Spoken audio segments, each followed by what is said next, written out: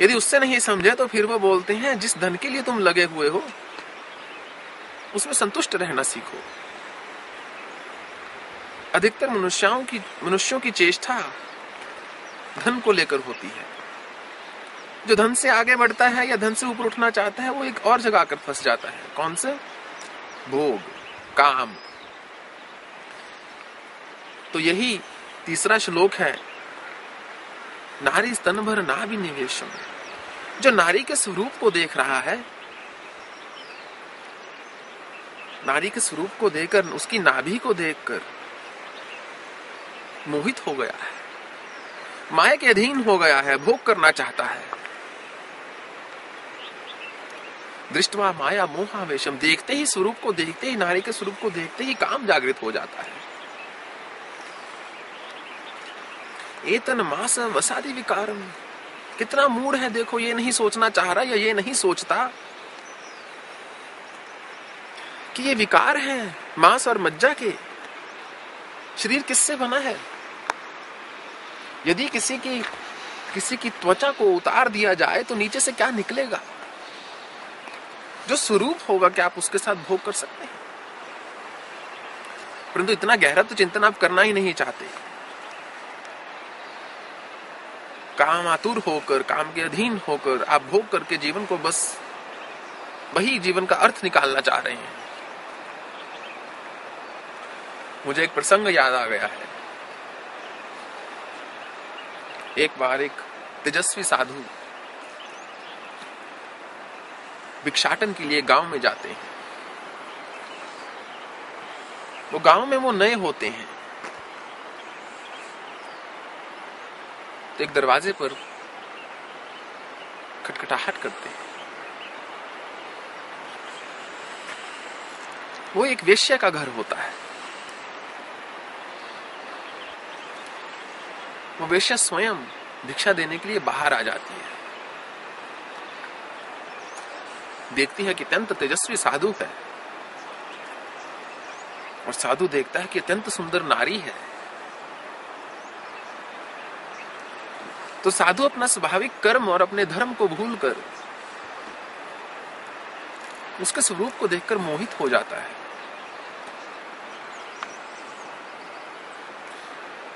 बोलता है कि मुझे आटे दाल की भिक्षा नहीं चाहिए, मुझे यदि भिक्षा देना चाहती हो तो अपना स्वरूप दे दो, अर्थात मैं तुम्हारे साथ भोग करना चाहता हूं। वो वेश्या सोचती है कि इतना तेजस्वी साधु है, कैसे पथ से भटक सकता है? समझ नहीं आ रहा, ये मेरी परीक्षा ले रहा है, ईश्वर मेरी परीक्षा ले रहा है, या मेरे माध्यम से ईश्वर इनकी परीक्षा लेना चाह रहे हैं। तो बोलती है, महाराज अभी मैं रजस्वला हूं, आप 7 दिन के बाद आ जाइएगा, 7 दिन के बाद मैं आपकी इच्छा की भिक्षा आपको दे दूंगी। तो साधु अत्यंत प्रसन्न हो जाता है, चला जाता है। वेश्या अपने घर में अंदर चली जाती है, उसकी मां भी वही रहती होती है। बोलती है, मां 7 दिन के लिए मैं अपने कमरे में ही रहूंगी, भोजन नहीं करूंगी, केवल जल लूंगी, और 7 दिन के बाद ये साधु आएगा, इसको मेरे पास भेज देना अभी, और मुझे चांदी के बड़े सुंदर बर्तन लाके दे दीजिए और रेशमी कपड़े दे दीजिए।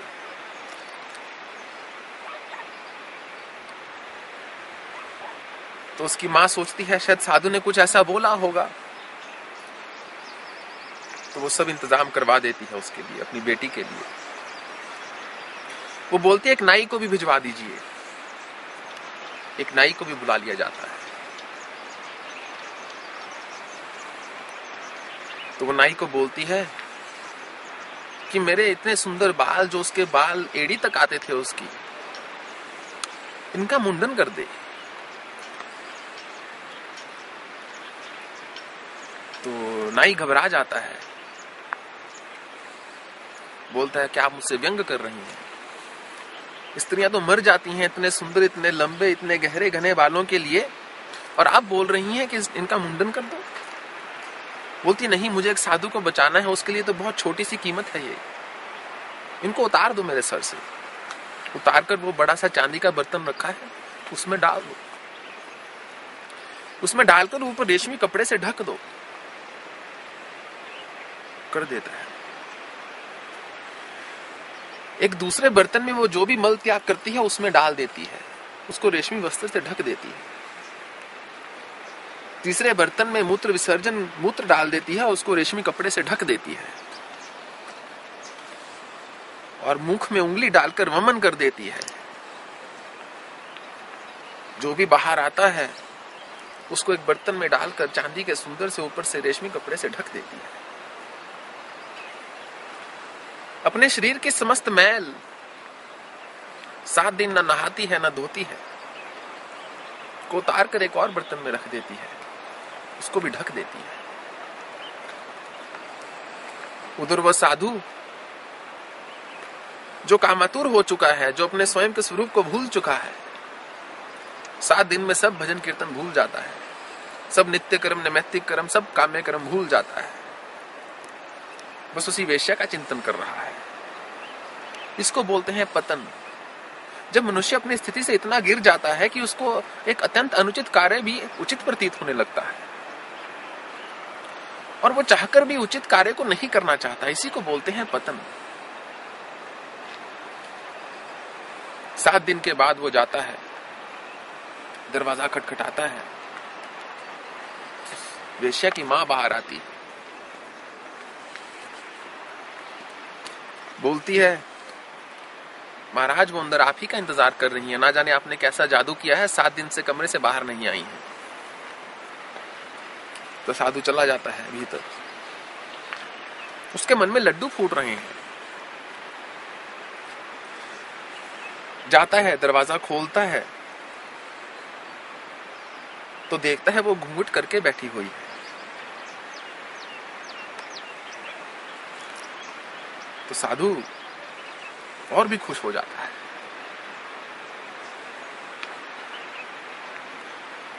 क्या देखता है कि बहुत सुंदर चांदी के बर्तन सजे हुए हैं। साधु और ज्यादा प्रसन्न हो जाता है।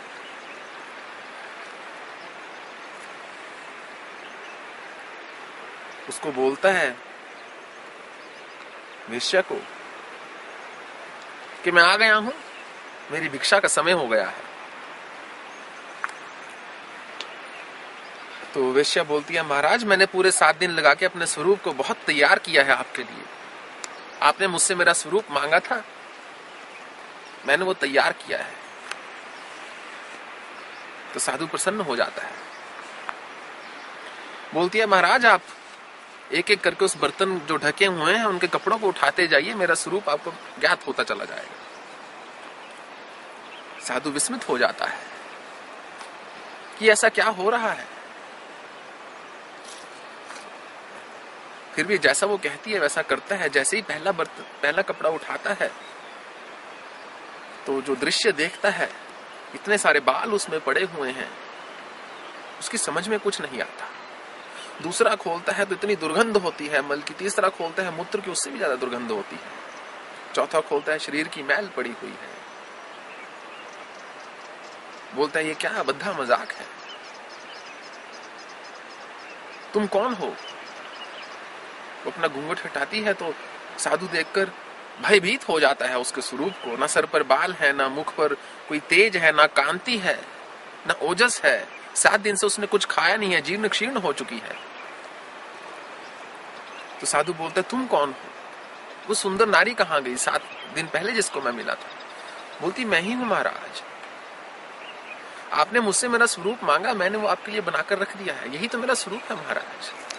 जब ये मेरे ऊपर थे या जब मेरे भीतर थे मैं आपको सुंदर लग रही थी, अब मैं आपको सुंदर नहीं प्रतीत हो रही। तो साधु की सोच में आ जाता है, साधु की समझ में बात आ जाती है।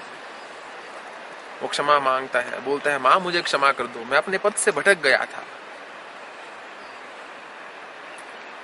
वो बोली आपके तेज को देखकर मैंने आपको मना नहीं किया, आपके तेज को देखकर मुझे लगा कि आपको बचाना है। तो इस कहानी में, इस दृष्टांत में दो चीजें गौर करने लायक हैं। पहली, जो कि शंकराचार्य ने लिखा, एतन मास वसादि विकारम मनसि विचिंतय बारंबारम। अरे मूढ़ मन, इस पर चिंतन कर, जिसके लिए तू मोहित हो रहा है। मांस और मज्जा के विकार हैं। किस शरीर पर मोहित हो रहा है? तो वास्तव में देखा जाए किसी मनुष्य का स्वरूप कैसे बनता है। करोड़ों करोड़ों रोम हैं, कितने छिद्र हैं शरीर में, प्रत्येक छिद्र में से गंध निकल रहा है। वही नारी जिसको देखकर आप मोहित हो रहे हैं, यदि आप पर वमन कर दे तो आपका कैसा भाव जागृत होगा, उस पर विचार कीजिए। दूसरी बात गौर करने लायक, जो वास्तविक भक्त होता है, जो तपस्वी है, ईश्वर उसका स्वतः ही ध्यान रखते हैं, उसका पतन होने ही नहीं देंगे। और जो योगी है, जो स्मरण रखता है कि मैं किस में स्थित हूं, किस भाव में स्थित हूं, उसका पतन होता ही नहीं। जो पतन हो जाए तो कभी योगी नहीं था। नलिनी दलगत सलिलम तरलम तद्द जीवितम अतिशय चपलम विद्धि व्याधि विमान गरस्तम लोकम शोक हतम च समस्तम। शंकराचार्य जी लिखते हैं कि जिस प्रकार कमल के पुष्प का, जो कमल के पौधे का एक पत्ता होता है, उस पर यदि पानी की एक बूंद फेंक दी जाए, वो जैसे तुरंत भाग जाती है। वैसे ही जीवन बहुत चपल है, बहुत जल्दी बीत रहा है।